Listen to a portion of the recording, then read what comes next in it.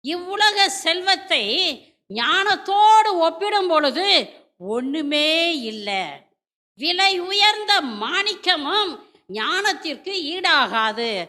ஞானத்திற்கு முன்னால் தங்கம் சிறிதளவு மணலுக்கு சமமாக இருக்கிறது. வெள்ளி களிமண்ணுக்கு சமமாக இருக்கிறது. அல்லேலூயா. ஹalleluya. பிரியமானவர்களே, ஒரு ரகசியத்தை உங்களுக்கு நான் சொல்றேன். நம்ம ஞானத்தை பெற்றுக்கொண்டோம்னாக்கும், தேவனுடைய வல்லமையை பெற்றுக்கொண்டோம்னாக்கும், அவரை பற்றி கொண்டோம் என்றால் இந்த லோகத்தில் இருக்கிற எல்லாமே குப்பை என்று மிகவும் சுலபமாக நம்மளால் சொல்ல முடியும்.